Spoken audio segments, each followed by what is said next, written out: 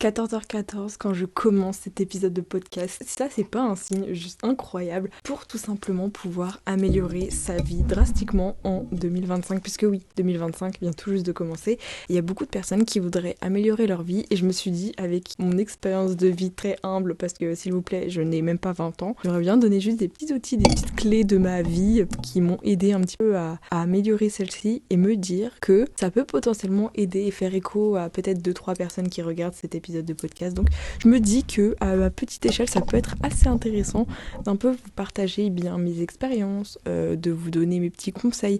Ça va pas être des conseils très physiques, c'est juste des conseils plus théoriques que vous pouvez mettre ou non en place. Ça c'est à vous de voir si ça vous intéresse ou pas. Mais je peux vous dire un truc, c'est que vraiment ça change la donne. Et c'est plus tu te prends de murs, plus tu comprendras par la suite que ouais, ça fait du bien des fois de se prendre des murs pour un peu améliorer sa vie, évoluer. Et donc je vais donner mes petites idées, mes petites expériences que j'ai notées précieusement. C'est parti. Déjà, si vous voulez améliorer votre vie significativement en 2025 ou même en 2027 ou 2032 si tu regardes cet épisode dans longtemps, bon, je pense que ma vie sera totalement différente, mais c'est pas grave. Il y a un truc qui est tellement vrai, c'est améliorer ses fréquentations. C'est-à-dire que si tu as des fréquentations absolument horribles, absolument néfastes, exemple, tu côtoies des personnes qui te tirent vers le bas, tu vas aller vers le bas. Si tu as des bonnes fréquentations qui t'attirent, qui te poussent aussi vers le haut, tu vas avoir vraiment un nouvel état d'esprit incroyable et tu vas apprendre des choses. Contrairement si tu traînes avec des personnes qui ne t'apportent rien, je vous promets que ça ne va pas vous aider et surtout ça va plutôt vous fatiguer parce que c'est vous qui allez les éduquer et les pousser vers le haut alors qu'en retour vous n'avez rien. Donc moi personnellement ce que je fais c'est que j'évite de trop m'approcher et de trop fréquenter des gens qui ne m'apportent rien, que moi aussi je puisse leur apporter un retour parce que comme on a dit, c'est donnant-donnant, une sorte de relation amicale ou même autre, c'est quand même un minimum dans un sens puis dans l'autre. Donc pour moi ça reste important d'avoir une bonne fréquentation.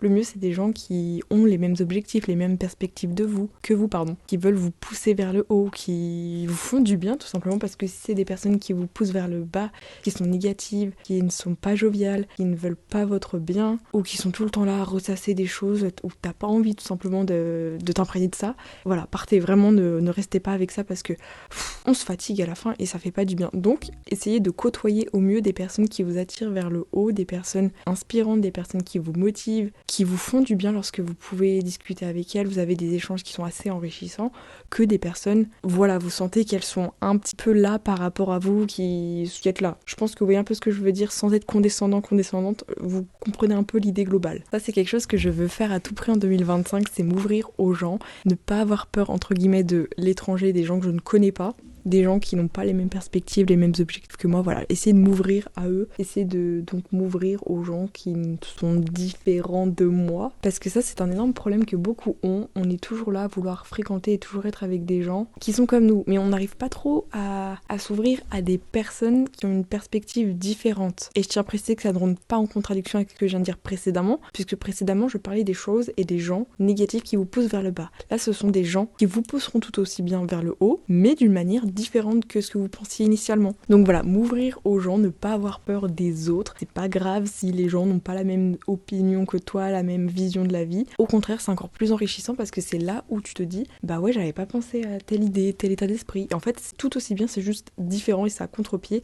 Et surtout, ne pas avoir peur de s'ouvrir en globalité. Même si cette personne là-bas, elle te semble inaccessible, va lui parler. Même si cette personne là-bas, t'as peur qu'elle te remballe, va lui parler. T'as un crush sur quelqu'un, allez, vas-y, one life. Franchement, on a qu'une vie et au moins t'auras ta réponse. Donc voilà, si les gens viennent vers vous, ne vous renfermez pas comme je le fais moi, je vais essayer de m'ouvrir. Donc ce qui passe par m'ouvrir un peu plus aux gens, potentiellement aux abonnés, potentiellement aux garçons, chose compliquée. Mais voilà, ne pas avoir peur de l'inconnu dans toute sa globalité, tous les sens du terme possible. Ça c'est la chose la plus importante que ça fait à peine 2 jours que j'ai mis en place, mais pour moi c'est trop important, il fallait que je vous en parle dans ce podcast, c'est de simplement apprendre. Apprends. Si vous êtes au-dessus des études, donc vous avez terminé vos études, vous êtes plus à l'école, plus au collège, plus au lycée ou quoi que ce soit, ou même vous êtes plus en études supérieures, continuez d'apprendre par pitié. Surtout moi, je suis la principale concernée vu que je ne fais pas d'études à l'heure actuelle. Je bosse d'une manière différente de la norme, c'est ok, y a pas de souci.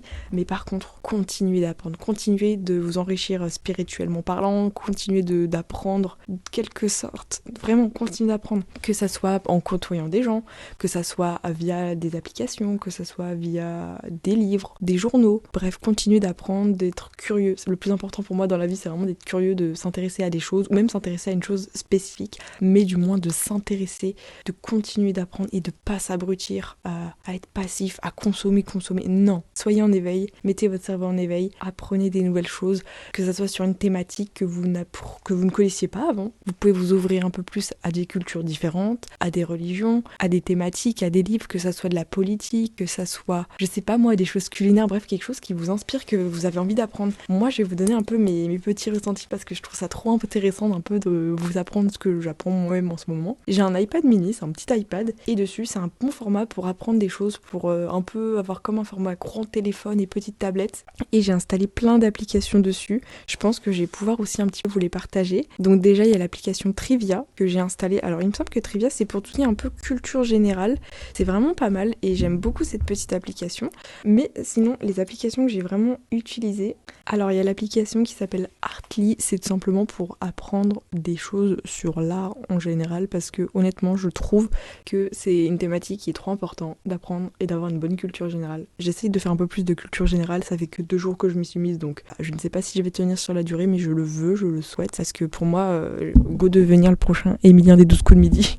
Non, je rigole, mais en vrai, ça serait trop bien parce que pour moi, avoir une bonne culture générale, que ça soit en art, que ça soit surtout dans le domaine du cinéma, je m'y connais pas du tout, je ne regarde pas de films, pas de séries, je préfère regarder des documents Arte ou regarder 12 coups de midi, je trouve ça trop bien. Mais voilà, Artly pour tout ce qui est un peu de l'art, t'as aussi tout ce qui est en lien avec les époques, la Renaissance, le réalisme, le surréalisme, le néo-réalisme, etc. Et je trouve trop intéressant parce que moi, j'ai été bien éduquée dans un domaine artistique puisque j'ai fait mes études du lycée avec la spécialité art plastique, donc j'ai quand même une bonne culture en général sur l'art, mais c'est vraiment très très vaste. Donc voilà, j'aimerais un peu plus avoir une bonne culture pour connaître un peu plus les œuvres d'art. Comme ça, je pense que ça peut être assez enrichissant intellectuellement. Ensuite, il y a l'application qui s'appelle Culture G. Bon, je pense que j'ai pas trop besoin de la citer, j'ai pas trop testé encore. Daily Art, un peu comme l'application Artly que je viens de vous citer. Ensuite, on a GeoTrainer, ça se prononce et ça s'écrit comme ça se prononce, pardon.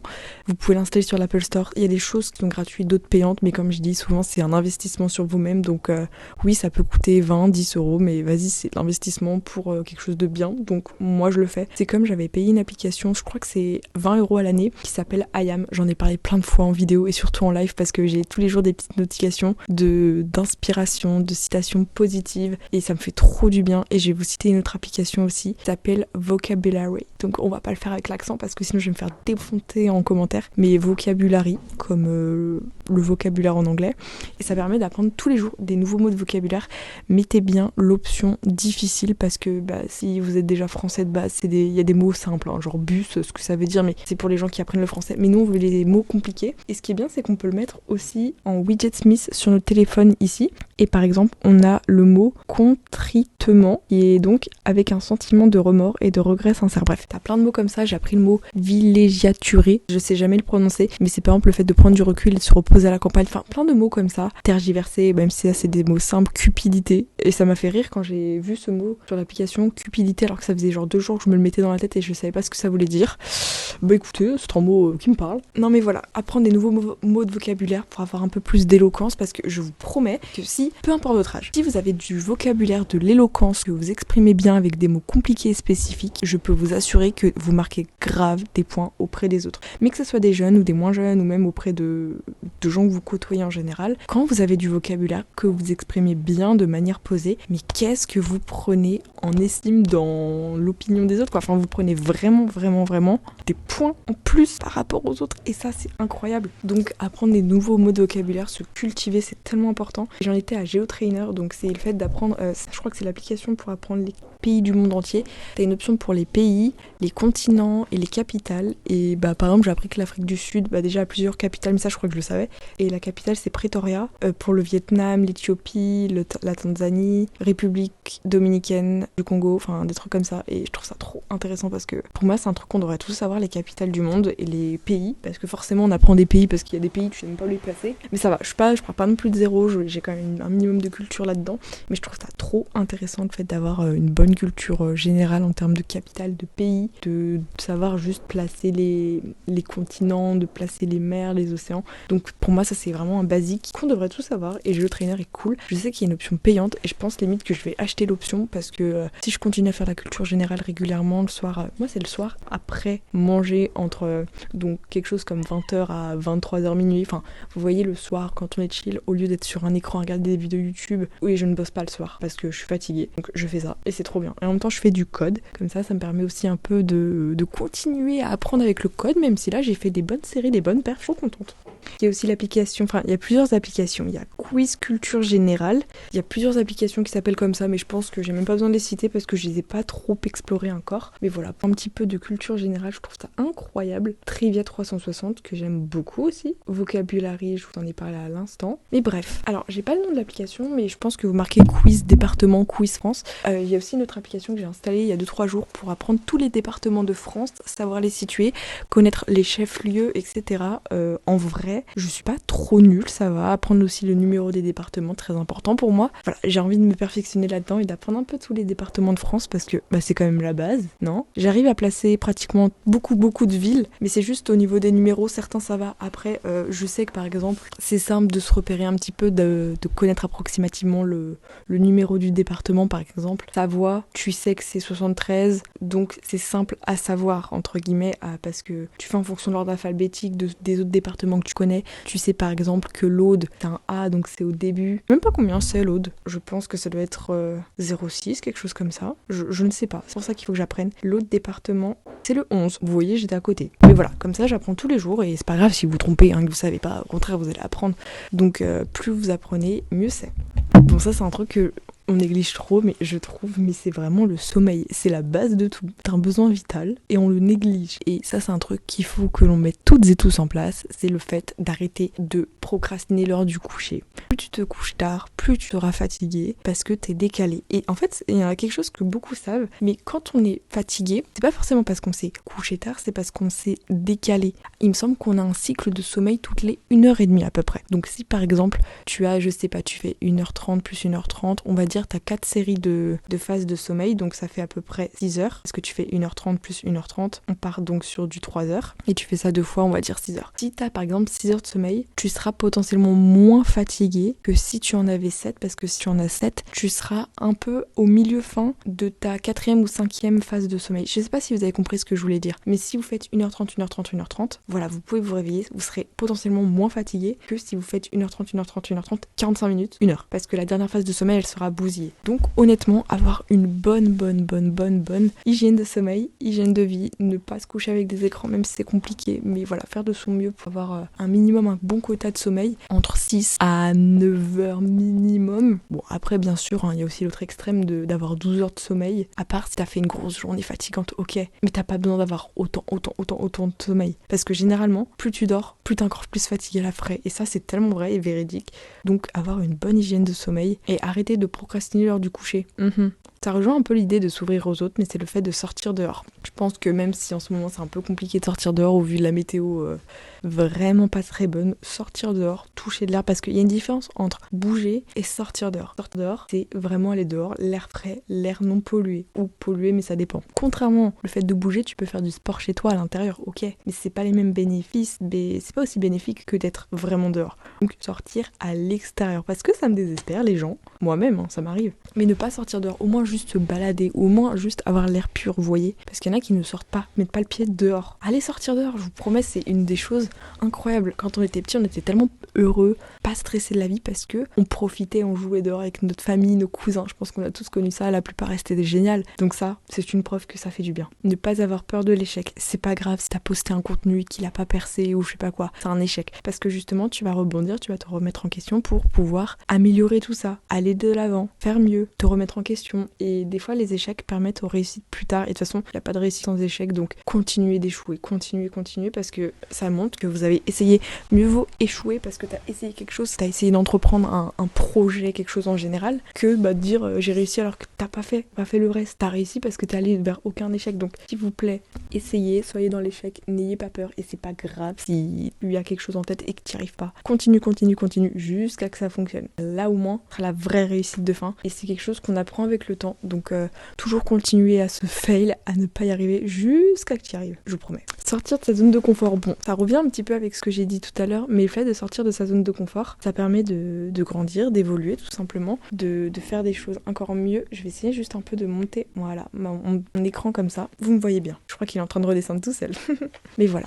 Ne pas avoir peur de sortir de sa zone de confort. Pardonnez-moi si juste la luminosité a un petit peu changé, mes petits soucis techniques. Mais effectivement, sortir de sa zone de confort, ne pas avoir peur de l'inconnu, même si ça fait trop peur. Mais moi-même, je suis la première à avoir peur de sortir de ma zone de confort. J'ai tellement peur. Parce que quand on est dans son petit cocon, on sait qu'on risque, on sait que c'est simple. Mais lorsque l'on sort de cette zone de confort, qu'on tente de nouvelles choses, parfois c'est pour qu'il y ait mieux après. Et ça, c'est tellement véridique. Quelque chose que j'ai pu expérimenter. Sortir de sa zone de confort, ne pas avoir peur de l'inconnu, parce que ça permet de faire des choses encore plus grandes, encore meilleures pour nous. Et ça, je pense que c'est la plus belle des réussites à la fin. Donc ne jamais avoir peur. Même si c'est tellement dur, parce que tellement simple à dire, tellement dur à faire. Mais lorsqu'on a le déclic, c'est pas qu'on est invincible, mais c'est qu'on ose, on se pose plus de questions et on le fait. Et je pense qu'à la fin, c'est comme ça qu'on gagne. Donc sortir de sa zone de confort, aller de l'avant, même si ça fait peur au début. En fait, le plus dur, c'est de faire l'action, d'aller vers l'inconnu. Et une fois que t'es lancé, t'as plus peur parce que c'est fait. Genre la démarche est déjà faite. Donc le plus dur, c'est de se lancer. Et le mieux, c'est vraiment de continuer par la suite, car c'est grâce à ça que tu te dis, je l'ai fait, je peux le faire. Je l'ai fait une fois, faire 2 fois, 3 fois, 4 fois, 5 fois, 10 fois, tu l'auras fait. Et ça, c'est trop bien. N'hésitez pas à vous inspirer des gens. Moi-même, je suis une source d'inspiration pour beaucoup, j'ai pu remarquer. Très bien. Parce qu'il y a des personnes qui ne vous aiment pas, mais ils s'inspirent de vous, voire plus. Et je trouve ça très drôle parce que tes plus grands haters seront tes plus grands fans par la suite. Ça, c'est une citation, je crois qu'elle n'existe même pas, mais c'est tellement vrai. Il y a des gens, ils vous détestent. Par contre, pour vous copier ou pour avoir la même idée, ils sont là. Ils sont là, donc ils font genre qu'ils vous aiment pas, mais au final, je pense que c'est comme ça que ce sont tes plus grands fans parce qu'ils apportent tellement d'importance à toi. Ils sont là à stalker, à regarder et tout. Tu te dis, mais t'es fan de moi en fait. Bingo, ils sont fans de vous. Vos plus grands haters sont vos plus grands fans. Ah, ça, c'est parce qu'ils mettent tellement d'énergie pour vous, alors que vous êtes là en mode, je suis spectatrice de la chose. Donc vraiment, n'hésitez pas aussi vous à vous inspirer des gens qui tout simplement sont en adéquation avec qui vous êtes, qui vous voulez être, sans forcément plagier, parce que vas-y, plagier, on est plus en 2016 s'il vous plaît, mais vraiment inspirez-vous des gens pour que plus tard vous puissiez vous-même les inspirer, et ça c'est génial. Alors je ne suis personne, mais on m'a déjà dit plusieurs fois que je peux inspirer des gens, je trouve ça incroyable parce que je suis une personne complètement lambda, mais je pense que c'est grâce à la magie d'internet, les gens s'attachent à la personnalité des gens, à leur manière de penser, à leur état d'esprit, à ce qu'ils entreprennent, à leur réussite, à leurs échecs, à leur bref, à ce qu'ils sont, et c'est trop bien parce que tu t'attaches à une personnalité sur internet, tu t'identifies à la personne, et ça c'est génial parce que il y a tellement de personnalités, il y a tellement de gens sur internet, il y a tellement de personnalités différentes que forcément tu peux t'identifier à telle personne, tel youtubeur, tel créateur, tel je ne sais quoi, que c'est juste génial et magique à la fin. Donc voilà, devenez la source d'inspiration pour d'autres, et moi je sais que je suis la source d'inspiration pour des gens et je trouve ça juste magique, que ce soit des petites abonnées trop mimi, des petites ados,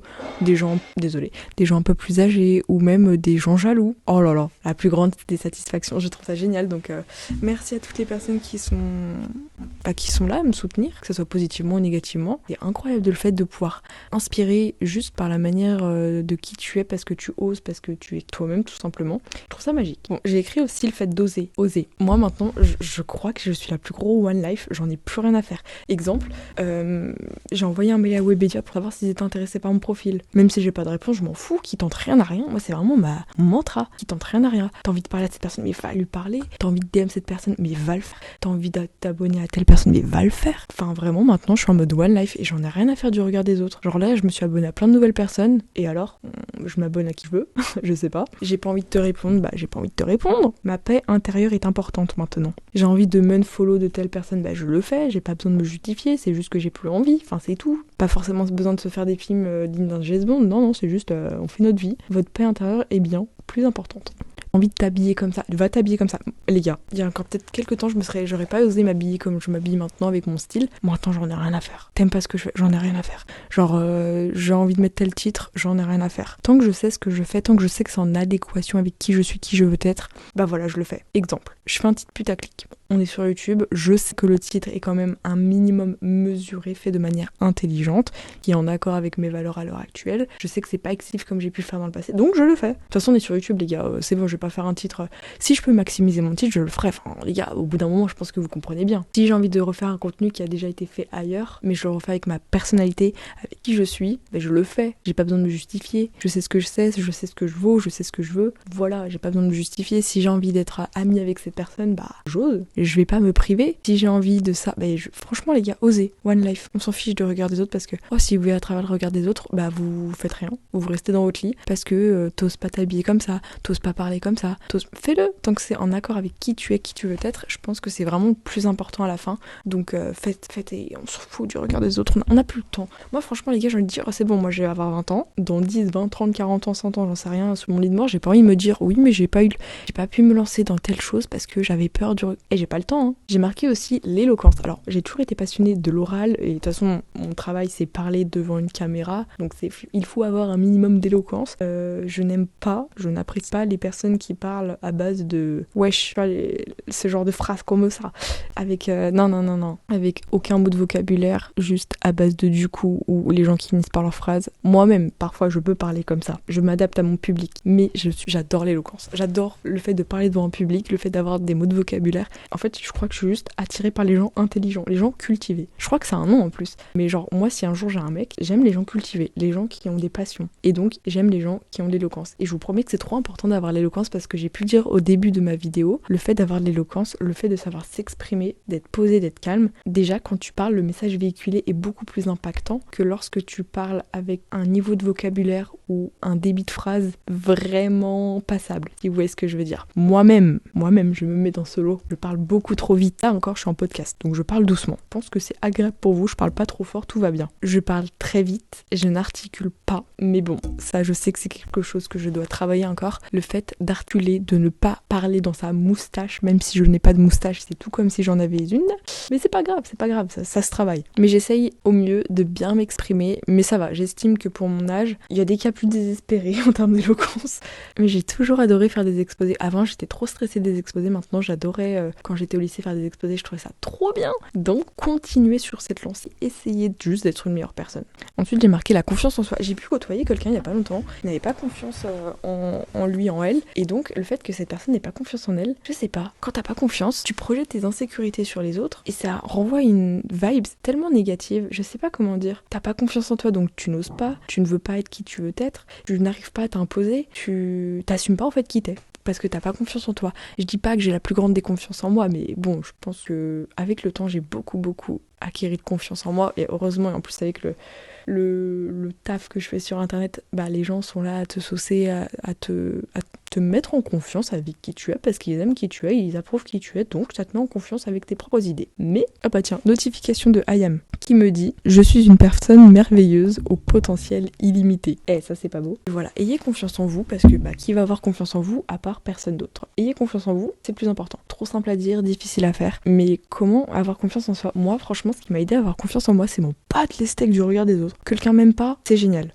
Franchement, moi je fais partie de ces gens, je suis contente d'avoir des gens qui m'aiment pas, parce que ça montre que je suis impactante, je suscite l'intérêt chez les autres, c'est génial. Donc le fait que je ne puisse pas plaire à tout le monde, en fait moi c'est mon but. Alors mon but c'est pas de plaire à tout le monde justement, ce qui est très contradictoire, parce qu'il y en a, ils sont là en mode mais moi je veux plaire à tout le monde, je veux me conformer, je veux rentrer dans le moule, que tout le monde m'aime, alors que moi je veux créer pas de l'ambivalence, mais je veux créer un clivage chez moi. Genre les gens, certains peuvent m'adorer, alors ça c'est vrai, il y a des gens qui m'adorent, qui a du limite, et il y en a qui me détestent. Moi j'adore, moi je suis spectatrice vu que j'en ai rien à faire, c'est très beau. Donc continuez à détester les gens et à les aimer comme vous faites. C'est génial, ça vous forge et ça forge aussi votre confiance en vous. Donc soyez les stars que vous pensez être. Et Et oui, j'ai marqué extérioriser ses émotions. Bon, je parle en connaissance de cause, dû à ces derniers mois. Extérioriser vos émotions. Bon, dans des proportions mesurables, parce que quand vous êtes en colère, allez pas déverser votre haine et votre colère sous les commentaires des gens, sur vos proches, parce que ils ont demandé. Je pense que ça va, mais j'ai plein de boutons ici. Bref, on s'en fout. Mais extérioriser, genre si vous avez besoin de pleurer le soir, écouter la musique triste, extérioriser toutes ces émotions, parce que plus tu refoules tes émotions, plus dans quelques mois, quelques années, quelques semaines, ça va te revenir en pleine gueule. Ça fait mal. Donc extérioriser, seul, tranquille, méditer, écrivez. Moi j'ai écrit, je me suis filmée, j'ai déprimé, je me suis remise en question, j'ai changé des choses et ça m'a vraiment aidé. Fixez-vous des objectifs. Oh là là, mettez-vous des objectifs en tête parce que j'ai pu côtoyer et parler avec des gens qui n'avaient... En fait, c'était des larves, littéralement. C'est pas péjoratif, mais c'est une vérité. Merde. Les gens sont objectifs de vie. Tu leur demandes dans un an, c'est quoi tes projets de vie? Mais ils en ont pas. Ils ont pas de projet de vie. C'est quoi tes projets de carrière, de métier? J'en ai pas. Je veux juste mon petit métier. Alors, ça, c'est chacun sa vie, chacun ses ambitions. Moi, je sais que je suis extrêmement ambitieuse, donc quelqu'un qui se contente du minimum au travail, je sais que c'est pas pour moi parce que même si demain mon métier s'arrête, même parce que c'est un métier éphémère ou quoi que ce soit, je m'en fous. Parce que je me trouverai une autre passion, un autre métier où je vivrai 200% de ce métier parce que j'aime trop. Enfin, moi, il faut que j'ai quelque chose qui m'anime au quotidien en termes de métier, en termes de vie. Voilà, ça, c'est ma manière d'être. Mais il y a des gens qui sont sans ambition de vie, sans objectif. Ils savent, en fait, ils sont juste perdus. C'est normal d'être perdu dans sa vie. C'est normal quand vous avez 20 ans, 30, la petite vingtaine, c'est normal. C'est normal, on est tous perdus. Tu deviens ado, tu deviens adulte. C'est normal, mais bon, au bout de 30-40 ans, il s'agirait de savoir un peu ce que tu veux dans la vie. Parce que la vie défile. Mais, fixez-vous au moins des objectifs. Je sais pas, vous, si votre objectif, c'est de décrocher tel job. Voilà, t'as un objectif dans ta vie. Ton objectif, c'est de fonder une famille. Bah voilà, tu vois, des objectifs, des perspectives de vie, au moins. Que ça soit sur le court terme ou le long terme, mais avoir un goal dans sa vie. Que ta vie a en fait, trouver un sens à sa vie. Parce que imagine, tu te lèves le matin, t'as pas d'objectif, t'es juste là, une larve à scroller sur TikTok. Qu'est-ce que c'est ma phobie pour ça? Je sais que c'est la vie de beaucoup, mais il y en a, c'est cet objectif-là, mais pour toute leur vie. Genre, toute leur vie, ils vont attendre la mort. Qu'est-ce que ça doit être chiant? Trouver un objectif et un sens à votre vie. Vous vous levez le matin pour décrocher votre job, pour, je sais pas, trouver l'amour de votre vie, vous faire des nouveaux amis, vivre de votre passion, des trucs comme ça. Trouver un sens à votre vie. Parce que sinon, c'est chiant. J'ai marqué la manifestation. Bon, là, c'est vraiment le truc un peu phare. J'adore la manifestation. Honnêtement, j'ai manifesté des trucs dans ma vie. Je l'ai déjà dit, hein, parce que je me suis un peu intéressée il y a quelques temps. Oh là là. J'ai manifesté des trucs, les gars. Je peux pas vous dire les thématiques, je pense que je vous en parlerai dans quelques temps. J'étais là, mais c'est surréaliste. J'ai manifesté des trucs, ça se passe. Et là, dites-vous, j'ai fait un vision board pour le mois de février, parce que je l'avais pas fait en janvier, mais là, je l'ai fait en février. Et ça se produit, manifestation à fond. Et je me souviens, il y a quelques temps, je manifestais un truc. J'étais là, mais c'est impossible. Si, c'est possible. Là, je vais manifester mon code à fond.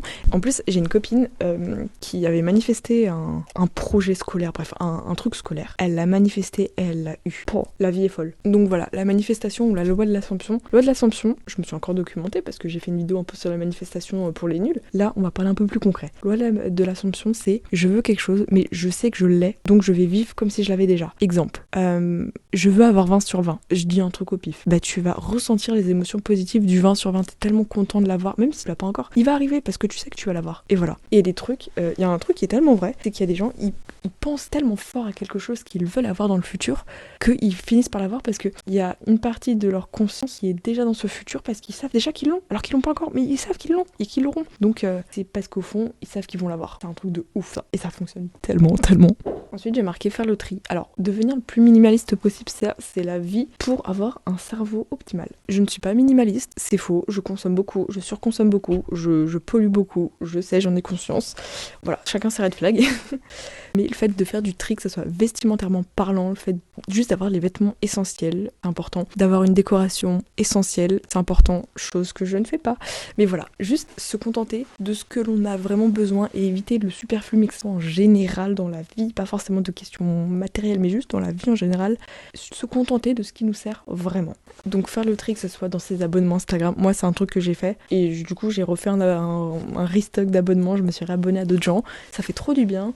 Supprimer des photos, moi, si vous verriez ma galerie photo, il y a des trous comme un ictus amnésique. Il y a donc des trous de catégorie dans ma pellicule photo où il manque autre chose. Ensuite j'ai marqué le sucre. Je peux vous parler un peu plus, je crois que j'en avais parlé il y a quelques temps en vlog, mais j'ai remplacé les bonbons sucrés ou les petites sucreries, tu vois, les petits biscuits gâteaux comme ça, on se sait, par des fruits secs incroyables. Ou j'essaye de réduire ma consommation de sucre transformé, raffiné, par du sucre des fruits. Oh là là, je peux vous promettre que les gars, remplacer les petits bonbons sucrés, les petits gâteaux sucrés par des fruits secs. J'adore les fruits secs. Genre, si je peux choisir entre des bonbons ou des fruits secs. Et j'ai acheté des abricots secs incroyables, des pruneaux secs incroyables, les raisins secs, enfin voilà. Moi, je suis team fruits secs à fond. Donc, quand j'ai envie de grignoter un truc, parce que moi, j'ai tendance à grignoter, au lieu de grignoter des bouts de chocolat par-ci par-là, chocolat, c'est juste après le repas, pas entre les repas, tu vois. Comme ça, c'est strict, mais c'est juste pour éviter de sentir des pics de sucre, parce que le sucre, c'est une drogue, la pire des drogues, et la drogue la plus, pas normalisée, mais je pense que vous voyez ce que je veux dire, quoi, la plus simple.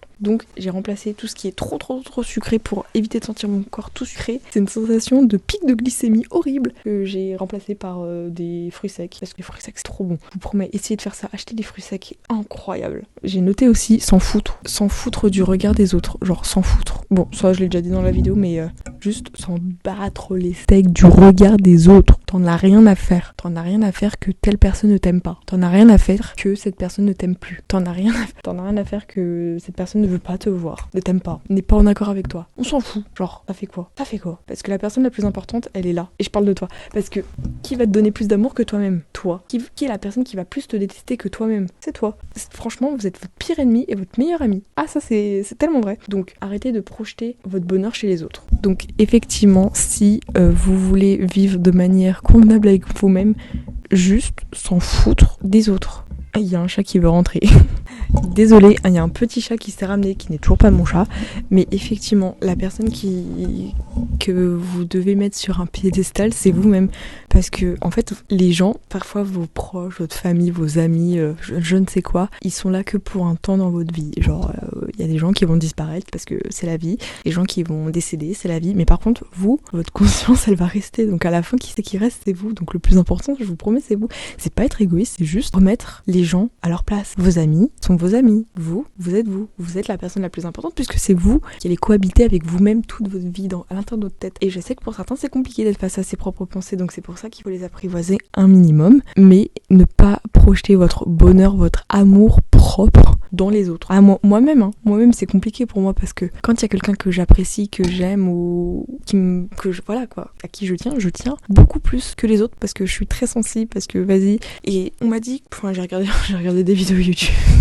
C'est un manque d'amour propre. Et en fait, moi je comprenais pas, c'est comme on me disait, c'est un manque de confiance en soi, d'estime de soi, et j'étais là, mais j'estime m'aimer, mais en fait c'est pas l'estime de soi que tu montres aux autres, c'est toi-même. Je sais pas comment dire, c'est pas ce que tu projettes dans le regard des autres, c'est vis-à-vis de toi-même. Là, c'est à l'intérieur de toi, de ton estime à toi, directement toi, pas de ce que tu rejettes, pas dans l'aura, juste toi versus toi. J'espère que c'est français ce que je dis parce que c'est encore un peu abstrait cette notion pour moi, mais je fais de mon mieux pour essayer de l'apprivoiser.